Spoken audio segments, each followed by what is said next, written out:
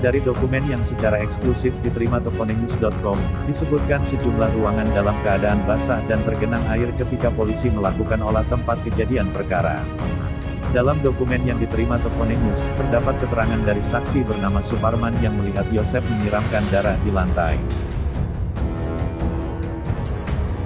Aneh, banyak air dan cairan pembersih di TKP pembunuhan ibu dan anak Subang.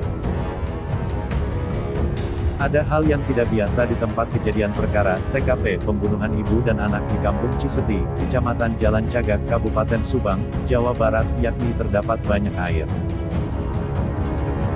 Dari dokumen yang secara eksklusif diterima toponews.com, disebutkan sejumlah ruangan dalam keadaan basah dan tergenang air ketika polisi melakukan olah tempat kejadian perkara. Salah satu yang ditemukan dalam keadaan basah adalah lantai dapur. Di sini petugas juga mendapati genangan kemerahan mengental.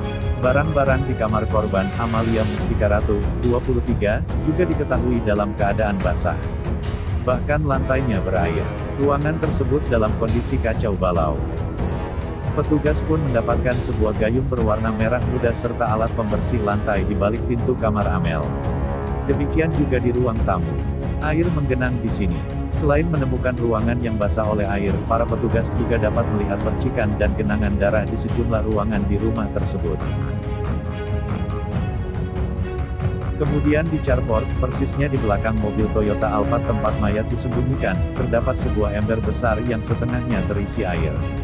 Dalam dokumen yang diterima Toponews, terdapat keterangan dari saksi bernama Suparman yang melihat Yosep menyiramkan darah di lantai. Namun diralat menjadi Yosep membereskan semua.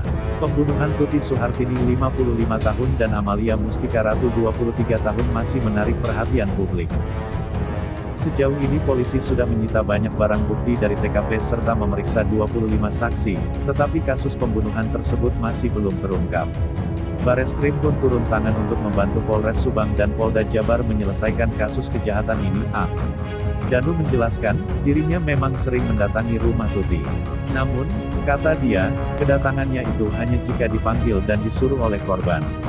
Kalau ke rumah korban itu saya gak langsung masuk buka pintu gitu, biasanya dipanggil terus disuruh, katanya, Minggu, tanggal 19 September tahun 2021, seperti dilansir Tribun Jabar.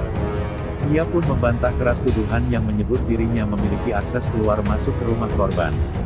Itu gak benar, kalau yang terbaru-baru ini mah Danu pegang kunci mah itu yang SMK, bukan kunci rumah. Kalau itu memang Danu gak pegang sama sekali, ucap dia.